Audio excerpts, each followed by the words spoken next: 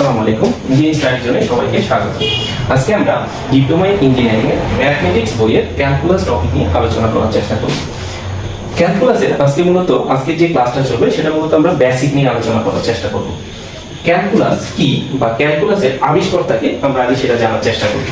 Calculus হচ্ছে এমন একটা জিনিস যেটা হচ্ছে যে কোনো সূক্ষ্ম পরিবর্তনের কাজে ব্যবহার করা। তাই ক্যালকুলাসের পারপাস থেকে আমরা কি বলতে পারি, এর কাজ কি? যে কোনো সূক্ষ্ম পরিবর্তন করা। ক্যালকুলাসের আবিষ্কর্তাকে আমরা যদি জানতে চাই বা আমরা যদি বইতে দেখি তাহলে আমরা দেখতে পাবো বিজ্ঞানী নিউটন সাহেব।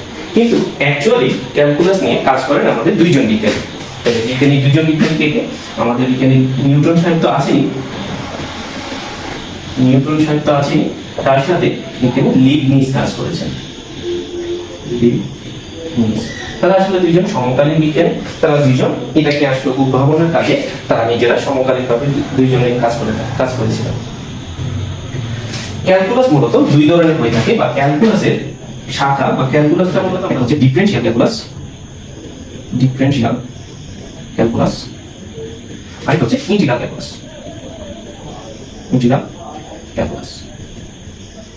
ডিফারেনশিয়াল ক্যালকুলাসটা এর বাংলা অর্থ হচ্ছে অন্তরীকরণ। ইন্টিগ্রাল ক্যালকুলাসের বাংলা অর্থ হচ্ছে সমাকলন। আচ্ছা, এবার আমরা চেষ্টা করি যে ডিফারেনশিয়াল ক্যালকুলাসের কাজ কি। আমরা যদি খুব শর্টকাটে বলতে চাই, ডিফারেনশিয়াল কাজ হচ্ছে ঢাল নির্ণয় করা। ইন্টিগ্রাল ক্যালকুলাসের কাজ হচ্ছে ক্ষেত্রফল নির্ণয় করা।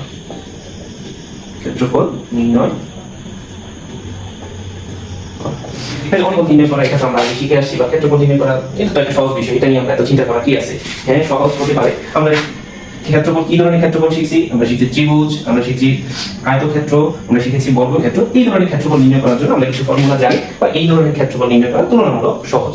কিন্তু আমাকে যদি এমন একটা ক্ষেত্রফল দেওয়া হয়, এই ধরনের একটা আজগুবিটার ক্ষেত্রফল দেওয়া হয়, যার ক্ষেত্রফল নির্ণয় করতে বললে আমাদের কাছে মনে হয় এই ধরনের কোনো সূত্র জানা নেই। তাহলে এই ধরনের সূত্র বা এই ধরনের ক্ষেত্রফল নির্ণয় করার জন্য আমরা মূলত ইন্টিগ্রাল ক্যালকুলাস ব্যবহার করে থাকি। আচ্ছা, এই ডিফারেনশিয়াল ক্যালকুলাসকে আমরা মূলত আরেকটা জিনিস বলতে পারি, সেটা হচ্ছে ডিফারেন্সিয়েশন।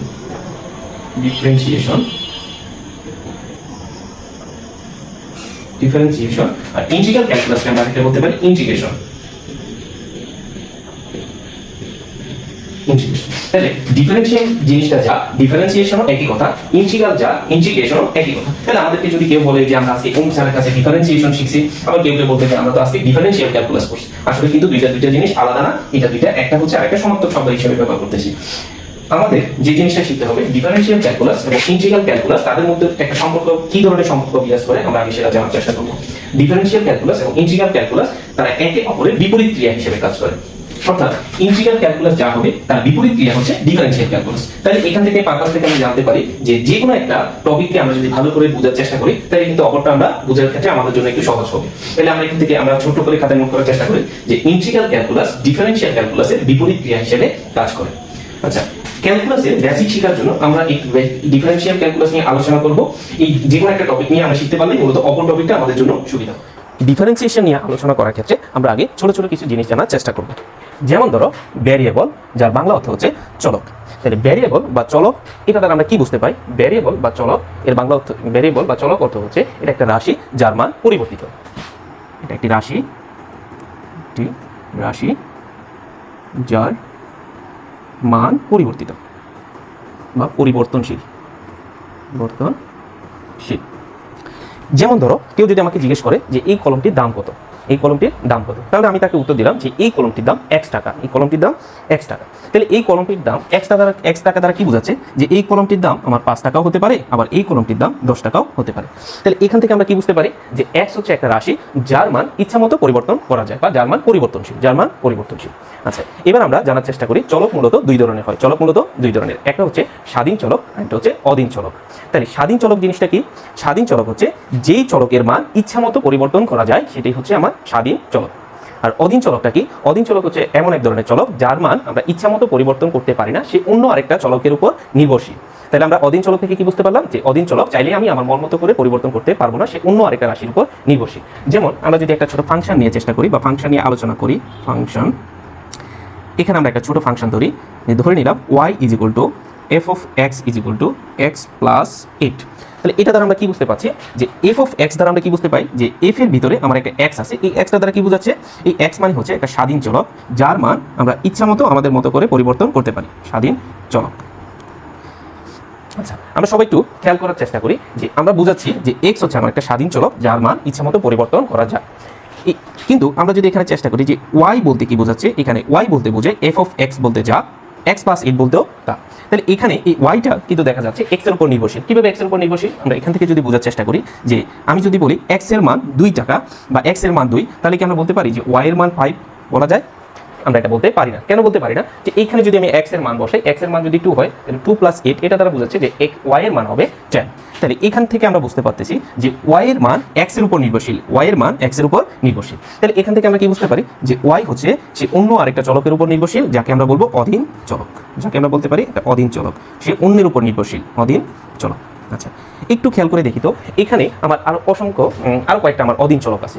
এখানে কোথায় কোথায় অধীন চলক আছে একটু বোঝার চেষ্টা করি আমরা। যে এখানে দেখা যায় আমরা বললাম যে Y is equal to F of এক্সও কিন্তু তা। একটু বোঝার চেষ্টা করি যে ওয়াই যা আমার এফ অফ এক্সও কিন্তু তা, পুরোটা মিলে হচ্ছে আমার এফ অফ এক্স। আবার এখান থেকে আমরা যদি দেখি যে এক্স প্লাস 8 পুরোটা মিলেও কিন্তু আমার ওয়াই এর মান। তাহলে ওয়াই যদি আমার একটা অধীন চলক হয় তাহলে এফ অফ এক্সটা কি, এটাও আমার একটা অধীন চলক। তাহলে এখান থেকে আমরা বলতে পারি যে ওয়াই এফ অফ এক্স একটা অধীন চলক। আবার আমরা যদি বলি এক্স প্লাস 8 সেটাও একটা অধীন চলক। আচ্ছা, আশা করি আমরা সবাই স্বাধীন চলক এবং অধীন চলক সম্পর্কে বুঝতে পারছি। আচ্ছা, কেউ যদি আমাদেরকে ছোট করে একটা প্রশ্ন দেয়, কেউ যদি বলে যে x⁶ প্লাস 2 এটা কি আমার স্বাধীন চলক হবে না অধীন চলক হবে, তাহলে এই আনসারটুকু আমরা সবাই কমেন্টে একটু জানানোর চেষ্টা করি। আশা করি আমরা সবাই বলতে পারবো। আমরা এবার আরেকটা জিনিস জানার চেষ্টা করি। ছোট একটা চিহ্ন, এই চিহ্নটা আমরা আগে দেখে আসছি, সেটাকে আমরা নাকি এরো চিহ্ন বলে থাকি, ভেক্টর চিহ্ন ব্যবহার করে আসছি। কিন্তু এই চিহ্নটা আমাদের আবার একটা কাজ আছে। এই চিহ্নটাকে ইংরেজিতে আমরা বলে থাকি টেন্ডস টু, যার বাংলা অর্থ হচ্ছে নিকটতর। এই চিহ্নটা তারা কি বলছে আমরা এখানে বলতে চেষ্টা করবো। আচ্ছা, কেউ যদি আমাদেরকে একটা উদাহরণ একটা প্রশ্ন করে যে x = 3, এটা তারা কি বলছে, তারপরে এটা আমাদের আমরা কি করব, এটা উত্তর হলো যে x = 3, এটা দ্বারা বলছে x এর মান হচ্ছে শুধুমাত্র x এর মান হচ্ছে 3, এটা একটা সহজ বিষয়, ঠিক আছে। আচ্ছা, কেউ যদি আমাদেরকে জিজ্ঞেস করে যে x → 3, এটা দ্বারা কি বলছে, এইখানে একটা টুইস্ট আছে, এটা একটু আমরা জানার চেষ্টা করি। x → 3 দ্বারা বোঝাচ্ছে x এর মান কখনোই 3 নয়, কিন্তু 3 এর নিকটবর্তী যতগুলো মান আছে সবগুলো বোঝায়। কারণ হচ্ছে এই টেন্স টু দ্বারা বোঝা যাচ্ছে আমরা নিকটতর, অর্থাৎ নিকটতর কিরকম নিকটতর মান হতে পারে। কেউ যদি আমাদেরকে বলে যে 3.0001 এই মানটা হতে পারে কিনা, উত্তর হচ্ছে অবশ্যই পারে। আবার কেউ যদি জিজ্ঞেস করবো যে এটা কেন হবে, এটা হতে পারে না, 3.0005 এটা হতে পারে কিনা, অবশ্যই। আচ্ছা, এটা দ্বারা বোঝাচ্ছে এক কথা, এখান থেকে আমরা কি বুঝতে পারি যে x এর মান 3 এর নিকটবর্তী। কতটা নিকটবর্তী? নিকটবর্তী বা অসংখ্য মান হতে পারে, অসংখ্য মান হতে পারে। আচ্ছা, যেহেতু অসংখ্য মান হতে পারে তাহলে আমরা এখান থেকে কি দিতে পারি, ডট। আচ্ছা, ডট দেওয়ার ক্ষেত্রে আমরা একটা জিনিস একটু জানার চেষ্টা করবো। আমরা কি করি যে কোনো একটা মান যদি অসমাপ্ত বোঝায় তাহলে আমরা কি করি, ডট এবার দিতে পারি, কিন্তু বাট অ্যাকচুয়ালি এটা আমাদের সঠিক নয়। ডট দেওয়ার ক্ষেত্রে আমরা জানবো ডট কিভাবে করে 3টা ফোঁটা দিই। এই 3টা ফোঁটা দেওয়া হচ্ছে আমার অ্যাকচুয়ালি কাজ। যদি এই 3টা ফোঁটা দেওয়ার পরে আমাদের যদি আরো 3টা দিতে চাই, মাঝখানে একটু গ্যাপ রেখে আমরা আরো 3টা দেওয়ার চেষ্টা করবো, তাহলে সঠিক পদ্ধতি হচ্ছে এটা, আমরা সবসময় এটা ব্যবহার করার চেষ্টা করি। আচ্ছা, তাহলে এইখান থেকে আমরা কি বুঝতে পারি যে x = 3, এটা দ্বারা বোঝাচ্ছে x এর মান শুধুমাত্র 1, x এর মান এই শুধুমাত্র একটি মান বোঝা যায়, যার মান শুধুমাত্র 3। কিন্তু এই x দ্বারা কি বোঝাচ্ছে, এর মান অসংখ্য মান হতে পারে, কারণ x → 3 এটা দ্বারা বোঝাচ্ছে x এর মান 3 এর নিকটবর্তী যতগুলো মান আছে সবগুলো হতে পারে। আচ্ছা, এখান থেকে এই জিনিসটার ক্ষেত্রে আমরা বুঝতে পারি, তাহলে এই দুইটার ক্ষেত্রে আমরা তাৎপর্যটা বুঝতে পারছি কিনা, এখানে এই দুটো জিনিসের তাৎপর্যটা বোঝা যাচ্ছে যে x এর মান শুধুমাত্র একটি মান হবে, অর্থাৎ x = শুধুমাত্র 3, x → 3 দ্বারা বোঝাচ্ছে x এর মান 3 এর নিকটবর্তী। আচ্ছা, এই টেন্স টু ক্ষেত্রে আমরা আরেকটা জিনিস, এর মধ্যে আরেকটা ছোট জিনিস জানার চেষ্টা করি। আমরা অনেকে এই জিনিসটা সম্পর্কে জানি। এখান থেকে যদি আমরা কি দেখি যে এইটা দ্বারা আমরা বুঝি ডেল্টা, কি বোঝায় ডেল্টা, এটাকে আরেকভাবে দেখা যায় যে এই চিহ্নটা দ্বারাও আমরা কিন্তু ডেল্টাই বুঝি। আচ্ছা, এই ডেল্টা বা এটাকে আমরা ডেল্টা বলে থাকি অথবা ডেল বলে থাকি। এই ডেল্টা বা ডেল দ্বারা কি বোঝায়, কেউ যদি বলে এই ডেল এক্স, এখান থেকে আমরা কি বোঝাচ্ছি, এই ডেল্টা দ্বারা বোঝায় এক্স এর পরিবর্তন, অর্থাৎ এই ডেল্টা চিহ্ন দ্বারা আমরা বুঝতে পারি যে কোনো একটা মানকে পরিবর্তন করা বা এটা একটা পরিবর্তনশীল বোঝায়। এই ডেলের মান ডেল দ্বারা আমরা পরিবর্তনশীল বোঝাই।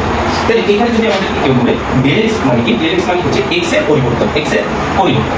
আচ্ছা, কেউ যদি এটাকে আমরা উদাহরণস্বরূপ বলে যে del x = is equal to 3। তাহলে এখানে কি বোঝাচ্ছে যে x এর পরিবর্তন t, x এর পরিবর্তন আমাদের t হবে।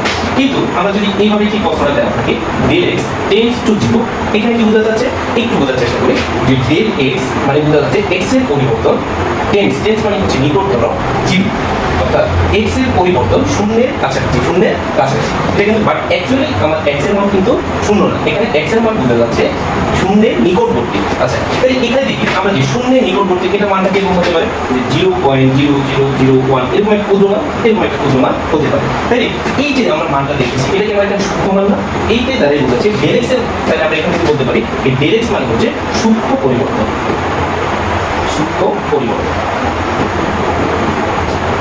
এখান থেকে বুঝলাম আমরা del x এর মান হচ্ছে সূক্ষ্ম পরিবর্তন। আচ্ছা এটা নিউটন সাহেব এটা নিয়ে একটা সুন্দর একটা মজার উদাহরণ দিয়েছে। কিভাবে উদাহরণটা দিয়েছে, একটা তাকে প্রশ্ন হলো যে সূক্ষ্ম পরিবর্তন, কত সূক্ষ্ম পরিবর্তন বা এটার মান কতটুকু ছোট মান হতে পারে। সূক্ষ্ম মানে কিন্তু আমরা এটাকে আরেকটা কথা বলতে পারি, সেটা হচ্ছে ছোট ক্ষুদ্র মান। তাহলে এটা কত ক্ষুদ্র হতে পারে। তারপরে নিউটন সাহেব আমাদেরকে আনসার দিল যে আপনি যত দেবেন এটা তার থেকেও ক্ষুদ্র, তার থেকেও ক্ষুদ্র। তাহলে এটা কিভাবে হতে পারে যে আমি একজন আনসার দিল যে 0.000001 এটা আনসার দিল, এটা হতে পারে কিনা। এবং নিউটন সাহেব আনসার দিল না আপনি যত দোষেন এটা তার থেকেও ক্ষুদ্র। তাহলে সে আবার বললো 0.00000001 এটা হতে পারে কিনা, অফকোর্স হতে পারে। অর্থাৎ তখন নিউটন সাহেব বললো আপনি যত দোষেন তার থেকে আরো ক্ষুদ্র।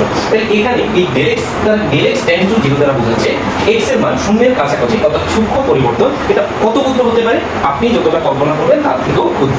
তাহলে আমরা এখান থেকে বুঝতে পারি যে del x মানে হচ্ছে এটা একটা পরিবর্তন, x এর পরিবর্তন শূন্যের কাছাকাছি, অর্থাৎ অনেক ক্ষুদ্র একটা মান, অর্থাৎ ছোট একটা মান।